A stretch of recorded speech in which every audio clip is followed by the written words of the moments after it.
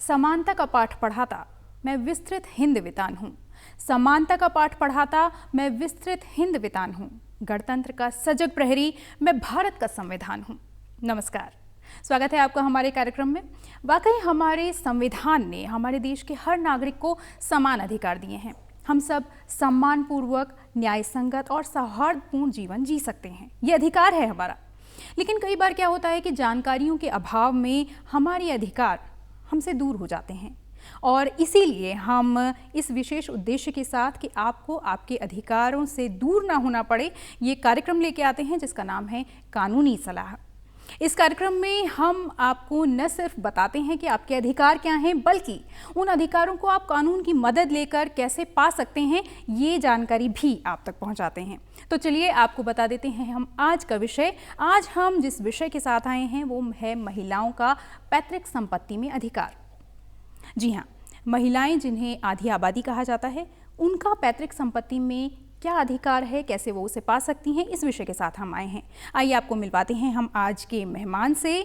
आज हम बहुत बहुत स्वागत करना चाहेंगे अपने स्टूडियो में आए हमारे मेहमान वरिष्ठ अधिवक्ता एडवोकेट अरुण सक्सेना जी का। सर, बहुत बहुत स्वागत है आपका हमारे कार्यक्रम में। तो चलिए शुरुआत करते हैं आज के कार्यक्रम की। और सबसे पहले सर, हम आपसे ये जानना चाहेंगे कि महिलाओं को कहा तो जाता है आधी आबादी, लेकिन कैसे वो पैतृक संपत्ति में उनका क्या अधिकार होता है?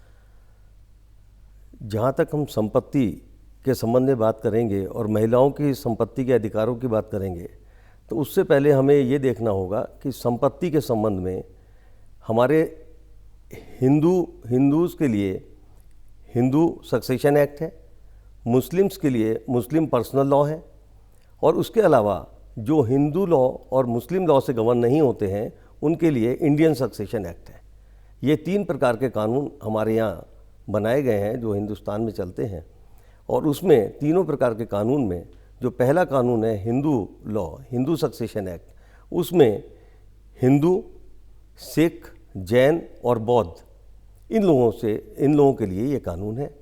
मुस्लिम पर्सनल लॉ में मुस्लिम आबादी गवर्न होती है। उसके अलावा जो इन सब में नहीं आते हैं, पारसी हो गए, क्रिश्चियंस हो गए, उन सब के लिए इंडियन सक्सेशन एक्ट है। तो इस प्रकार के तीन प्रकार के कानून हमारे यहाँ हैं, गतिमान हैं, जिससे कि सभी लोगों को इसमें राइट्स प्राप्त हुए हैं। अब यदि हम बात करें हिंदूज़ की, तो हिंदू सक्सेशन एक्ट 1956 जो है उसमें दो प्रकार के जो हैं उसमें संपत्ति हैं। एक संपत्ति वो जो पुश्तैनी संपत्ति चली आती है, दूसरी संपत्ति वो जो अगर कोई महिला है उसके पिता द्वारा सेल्फ एक्वायर्ड है। तो जो संपत्ति एंसेस्ट्रल प्रॉपर्टी है उसमें पहले कानून ये था कि उसमें महिलाओं को कोई अधिकार नहीं था, लिमिटेड था या नहीं था, और जो उसमें पुरुष होते थे यानी कि जो पुत्र होते हैं उन लोगों को राइट था, पुत्र पौत्र को राइट था। लेकिन 2005 में कानून में जो संशोधन आया, उस संशोधन से महिलाओं के अधिकारों को परिपक्व और पुष्टि उसकी करने के लिए अमेंडमेंट किया गया, और जो एंसेस्ट्रल प्रॉपर्टी है उसमें भी अब महिलाओं को बराबर का अधिकार प्राप्त है। और महिलाएं जो हैं वो एंसेस्ट्रल प्रॉपर्टी में भी और पिता द्वारा सेल्फ एक्वायर्ड प्रॉपर्टी जो उनकी अपनी निजी पैदा की हुई प्रॉपर्टी है उसमें भी उनको अधिकार प्राप्त है। जी, जैसा आपने बताया कि जो पिता की कमाई हुई संपत्ति है और जो पैतृक बुजुर्गों द्वारा संपत्ति है, उन दोनों में अधिकार अब बेटी का हो गया है। बेटी का जो पुराना एक्ट था वो था 1956 का बना हुआ, और 2005, एक बहुत लंबा अंतराल हम देखते हैं कि इतने लंबे समय तक एक जंग लड़नी पड़ी, महिलाओं को ये इतना लंबा समय लगा। तो क्यों आप पाते हैं कि इतना समय क्यों लगा? क्या उसके लिए महिलाएं उनका जागरूक ना होना उत्तरदायी था? क्या समाज ने वो अधिकार हमें पाने नहीं दिए, या फिर कानून ने ये प्रावधान नहीं दिया हुआ था?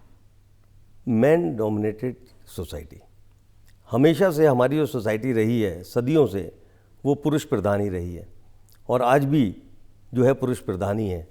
यही एक कारण है जिस कारण से महिलाओं को शुरू से अधिकार जो है बराबरी के प्राप्त नहीं हुए। पढ़ाई लिखाई का जहाँ तक है, अध्ययन का और उनके उच्च शिक्षा का, वो इतना मैं नहीं समझता इफेक्ट है जितना कि हमारी सोसाइटी का इफेक्ट है। कानून द्वारा विभिन्न सरकारों ने समय समय पर ये प्रयास किया कि महिलाओं को बराबर का अधिकार मिले, लेकिन शायद किसी भी स्थिति में अधिकार तो जिसका है उसको जब प्राप्त करना चाहेगा तभी उसे प्राप्त हो सकता है। जो अधिकार कानून में उसे मिले हैं, आज भी वो अधिकार उसे प्राप्त नहीं हो पा रहे हैं, उसका कारण स्वयं महिला ही है, जहाँ तक मैं समझता हूँ। उनका जागरूक ना होना और आवाज ना उठाना, और दूसरे सरेंडर कर देना अपनी प्रॉपर्टी को, जैसे भाइयों के फेवर में सरेंडर कर देना, ये एक रहता है। उसमें ये सामान्य रहता है कि भाई ये मान के चलता है कि भाई बहन को अधिकार जो है वो सरेंडर कर ही देगी और मुझे जो है एनओसी दे देगी और वो प्रॉपर्टी मेरी ही हो जाएगी, उसका शेयर जो है। कभी भी कोई ऐसा नहीं होता कि अगर 3 भाई हैं, 1 बहन है, तो कोई भाई से कहे कि भाई तुम अपना अधिकार छोड़ दो। ऐसी कल्पना भी नहीं करते भाई लोग। लेकिन बहन के लिए तीनों भाई सोचेंगे कि बहन अपना अधिकार छोड़ दे। तो ये तो लड़ाई स्वयं महिलाओं को ही लड़नी पड़ेगी कि भाई जैसे 3 भाई हैं ऐसी एक मैं भी हूँ, चारों अधिकार है तो मुझे क्यों नहीं। तो सामाजिक, मेरे ख्याल ये कुरीति और सामाजिक जो है कमियां ज़्यादा हैं कानून की अपेक्षा। आप एनओसी का जिक्र कर रहे हैं ना, नॉन ऑब्जेक्शनेबल सर्टिफिकेट, जो एक महिला के द्वारा जारी किया जाता होगा कि मैं इसमें अपना हक मांगना नहीं चाहती या छोड़ देती हूँ, इस तरह का। तो पहले तो ये बताइए कि एनओसी देना कितना ज़्यादा महत्वपूर्ण है और महिलाओं को किस तरह के एक्शन लेने चाहिए या क्या करना चाहिए जब उन्हें एनओसी देने का नंबर आए, तो उन्हें क्या सोचना विचारना चाहिए? मेरे ख्याल से तो अपना अधिकार उन्हें रखना चाहिए अपने पास, एज ए मतलब राइट छोड़ना नहीं चाहिए। कोई अपनी बहन देना चाहे भाई को अलग बात है, भाई भी देना चाहे बहन को अलग बात है, वो आपस का है। लेकिन ये कह के कि भाई मैं अपने फादर का राइट मेरा है, मैं नहीं छोड़ूंगी, ऐसा विचार बना के रखना चाहिए। तभी जो है महिलाओं को बराबर का अधिकार प्राप्त होगा। कानून ने तो दिया हुआ है, लेकिन समाज बावजूद भी वो नहीं मिल रहा है, 10% भी नहीं मिल पाता है, क्योंकि एक हमारी सामाजिक परिस्थितियों की वजह से। और उसकी सोच हमें बदलनी पड़ेगी। बिल्कुल। पहले जो ये संपत्ति का अधिकार था वो एक मूल अधिकारों में शामिल था, लेकिन बाद में इसे संवैधानिक अधिकारों में के दायरे में लाया गया। तो इसका कारण क्या रहा और क्या प्रावधान, इसके बाद क्या प्रावधान किए गए? देखिए, फंडामेंटल राइट्स में ही आता है संपत्ति का अधिकार जो है, लेकिन फंडामेंटल राइट्स जो बाकी हैं उनमें पूर्ण राइट हैं, लेकिन संपत्ति का अधिकार जो दिया गया है गवर्नमेंट द्वारा, वो उसमें ही दिया गया, रेस्ट्रिक्शंस लगाए गए हैं। रेस्ट्रिक्शंस इन द सेंस कि आप जो है सीलिंग लिमिट है कि आप इस लिमिट से ऊपर संपत्ति नहीं रख सकते, ज़मीन नहीं खरीद सकते, या ये सीलिंग लिमिट है जैसे कि स्टेट वाइज है, जैसे अभी तक ईस्टर्न स्टेट्स का था, या मान लीजिए हमारा हिमाचल का है, उसमें यह है कि रेस्ट्रिक्शंस हैं कि कितने पीरियड बाद डोमिसाइल कौन होगा, डोमिसाइल ही हमारे यहाँ ले सकता है, कितने साल का है वो रहने वाला यहाँ का है वही ले सकता है। तो जैसे हमारे उत्तराखंड में है कि भाई 250 वर्ग मीटर ज़मीन कोई भी ले सकता है, उसके ऊपर ज़मीन वही ले सकता है जो हमारे यहाँ का काश्तकार हो या संपत्ति का स्वामी 2003 से पहले का हो। तो ये विभिन्न प्रकार के रेस्ट्रिक्शंस जो चूँकि लगे रहते हैं संपत्ति के साथ, इसलिए इसको पूर्ण मौलिक अधिकार नहीं कहा जा सकता है। ये तो बात हम लगभग मायके पक्ष की तरफ से कर रहे हैं कि एक महिला की ये अधिकार होने चाहिए या उसे नहीं छोड़ने चाहिए। जब हम ससुराल पक्ष की तरफ से देखते हैं तो एक बहू के तौर पर क्या क्या अधिकार, उसकी संपत्ति जो ससुराल की संपत्ति होती है, ससुराल की संपत्ति में उसे ऐसे ससुर से या सास से नहीं मिलता राइट, बल्कि अपने पति के थ्रू उसे राइट प्राप्त होता है। अगर पति को प्रॉपर्टी जो प्राप्त होती है वो बाद में सक्सेशन में उसे प्राप्त हो सकती है, या उसके पति की यदि डेथ पहले हो जाती है ससुर के जीवन काल में, तो फिर जो है ससुर की डेथ के बाद उसके पति के थ्रू उनको और उनके बच्चों को मिल सकती है, महिला और महिला के बच्चों को प्राप्त होती है। ये पति जब तक जीवित है तब तो पति का राइट है, उसी संपत्ति पे अधिकार है जो पति की कमाई हुई संपत्ति है। पति की कमाई हुई संपत्ति में तो उसका राइट जो है पति के बाद ही है। अगर कोई पति अपने नाम से प्रॉपर्टी खरीदता है तो उसमें राइट तो उसको तभी सक्सेशन में मिलेगा जब पति नहीं होगा। अच्छा, यदि पति और पत्नी का तलाक हो जाता है तो किस तरह की परिस्थितियां रहेंगी, तब कितना अधिकार रहेगा एक महिला का? नहीं रहेगा, अधिकार नहीं रहेगा। वो तो फिर सेटलमेंट होता है, जो फैमिली कोर्ट्स में सेटलमेंट हो जाता है, वन टाइम सेटलमेंट, या जो उसका अपना गुजारे का राइट है वो उसका है, संपत्ति में उसका अधिकार नहीं होगा। ऐसा कानून अभी हिंदुस्तान नहीं, बच्चों का तो राइट है सक्सेशन में, लेकिन यदि तलाक हो जाता है तो पत्नी का राइट नहीं, संपत्ति पे राइट नहीं है, संपत्ति पे राइट नहीं है, बाकी उसके मुआवजे के तौर पे या मेंटेनेंस के तौर पे जो गुजारे का राइट है, मंथली जो है या जो भी है वो लमसम है, वो राइट रहता है।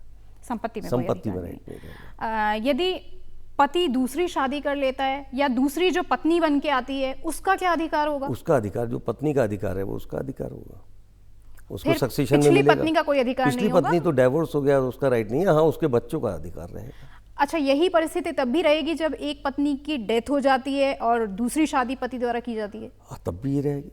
यानी दूसरी पत्नी का ये दूसरी पत्नी जो का भी वर्तमान की पत्नी होगी, पत्नी होगी, संपत्ति पे अधिकार संपत्ति उन्हीं पे का रहेगा। अधिकार उसका रहेगा, या जो पहली पत्नी से बच्चे हैं उनका भी रहेगा।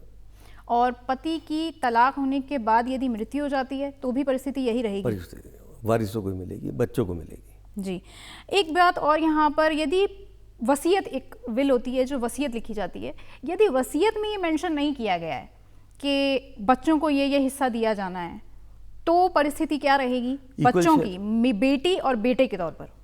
नहीं, अगर वसीयत लिखी जाएगी तो नेचुरली वसीयत में तो, वसीयत क्या है, it's a mode of succession. वो भी विरासत का एक क्रम है। जो विरासत का क्रम कानून में दिया गया है, यदि कोई व्यक्ति उस कानूनी क्रम को बदलना चाहता है तो उस क्रम को बदलने के लिए वो वसीयत कर सकता है। तो अक्सर यही होता है कि यदि कोई किसी को डिवार करना है, 4 बेटे हैं, एक बेटे को डिवार करना है, या किसी बेटे को ज़्यादा देना है, किसी बेटे को सक्सेसर को कम देना है, उन परिस्थितियों में वसीयत की जाती है। और यदि कुछ भी नहीं लिखा जाता है तो इट मीन्स कि मेरे 4 बच्चे हैं, चारों को प्राप्त होगी, तो नेचुरली सारी प्रॉपर्टी चारों को इक्वल प्राप्त होगी, फिर तो वो विरासत वाले ही हो गया।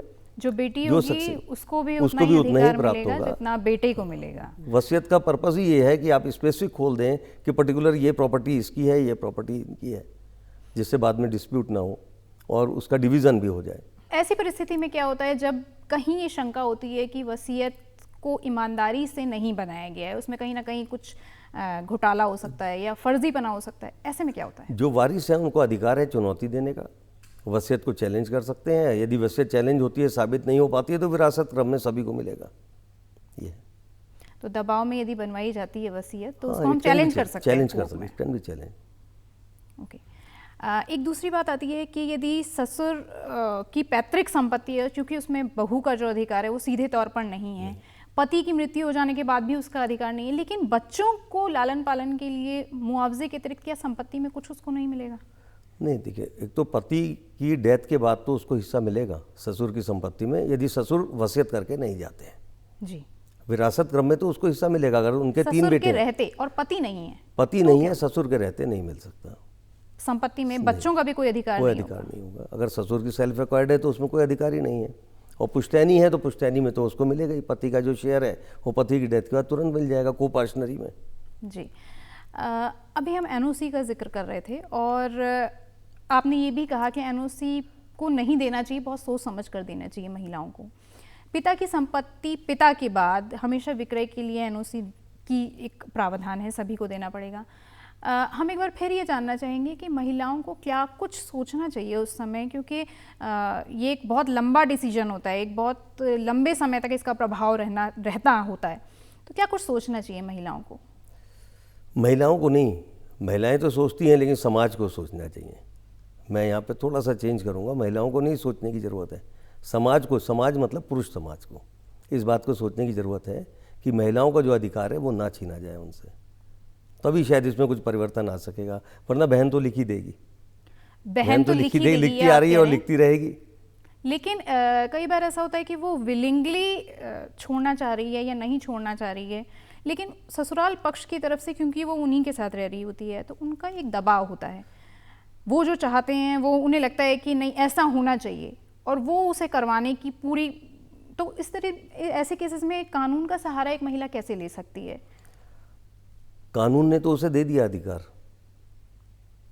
कानून का सहारा उसे नहीं लेना है, उसे तो अधिकार मिल चुका है। उसे अधिकार सरेंडर करना है नहीं करना है ये तो उसको अपना विचार है। हाँ, तो मान लीजिए दबाव में कोई सिग्नेचर जबरदस्ती करवाना चाहता है, भाई करवाना चाह रहा है, या फिर वो देना चाहती है विलिंगली और पति चाहता है कि नहीं इसे अपना हिस्सा रखना चाहिए, तो और महिला चाहती है कि नहीं मैं दे देना चाहती हूँ, ऐसे में कानून का कहाँ पे वो सहारा ले सकती है?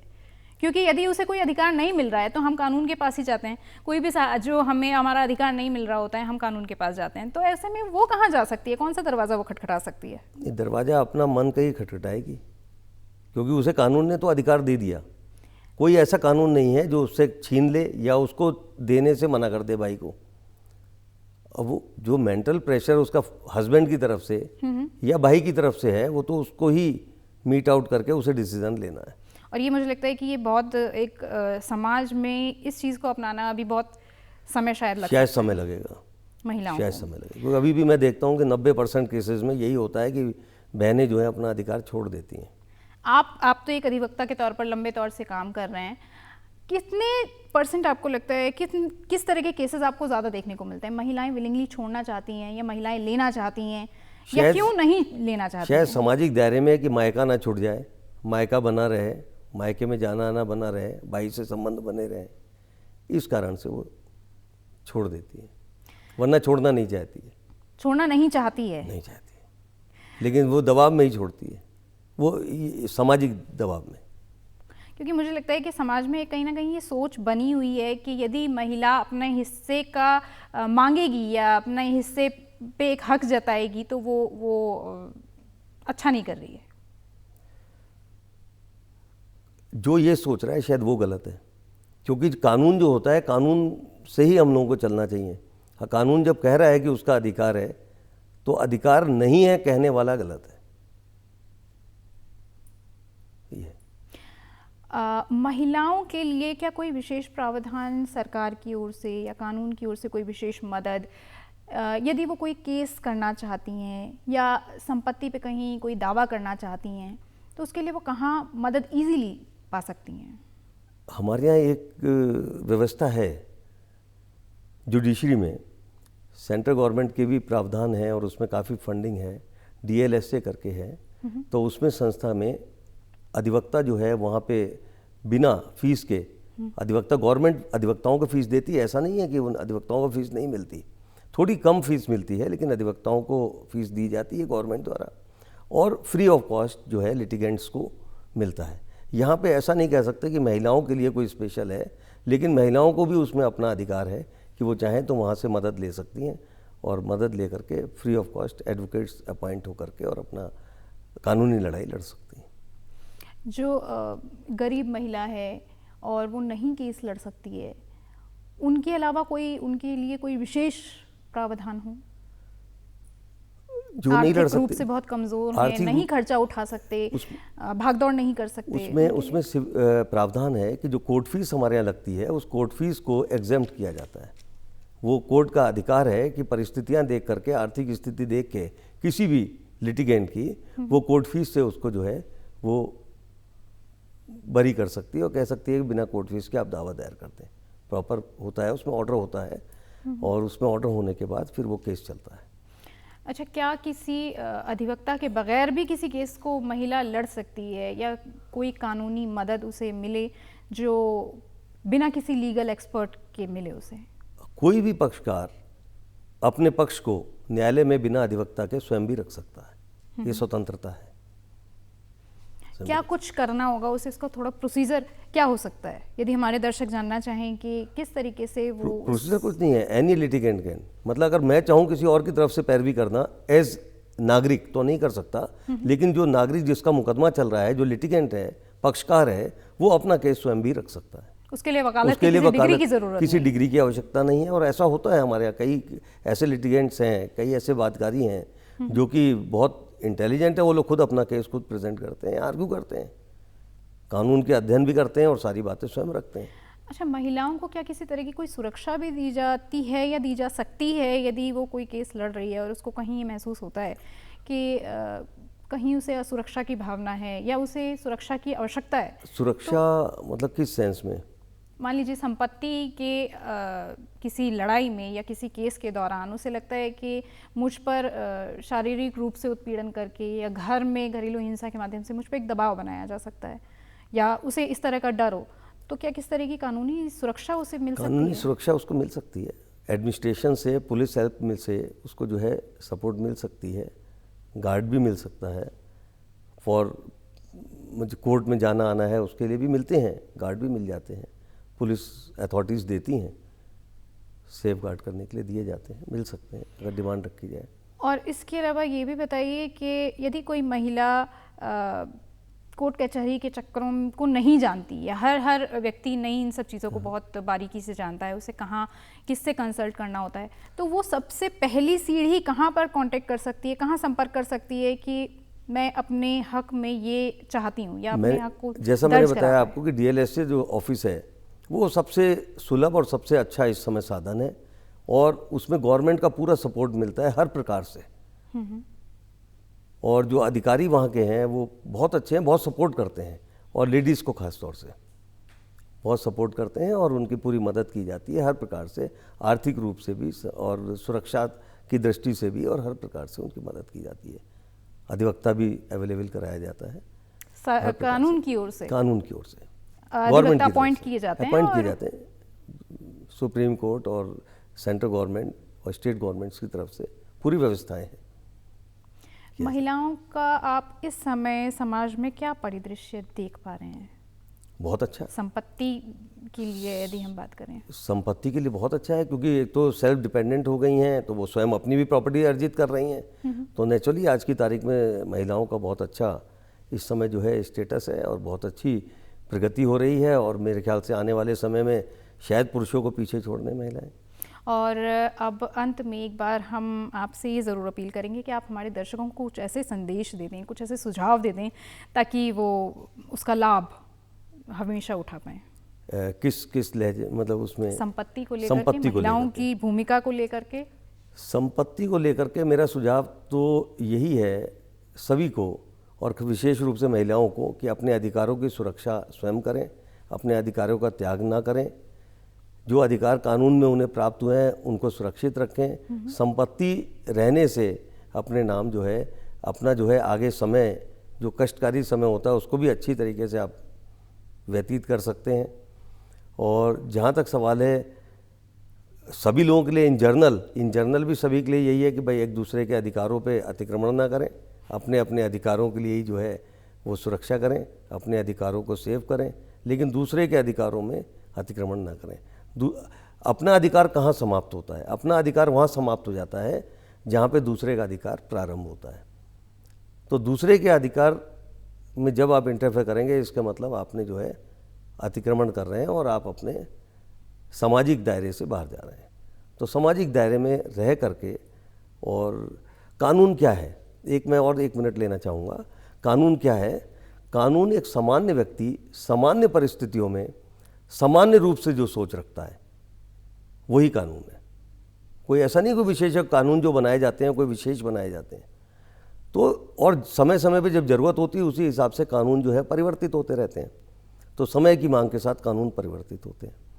तो जो परिस्थितियां बदल रही हैं, महिलाएं अच्छा कर रही हैं, हर क्षेत्र में जा रही हैं, डिफेंस में भी जा रही हैं, तो सब जगह हैं, बिजनेस में भी जा रही हैं, सर्विस में भी जा रही हैं, बैंक में तो आज की तारीख में 60% लेडीज़ हैं जी। अगर किसी भी बैंक में आप चले जाएं शाखा में 60% हैं।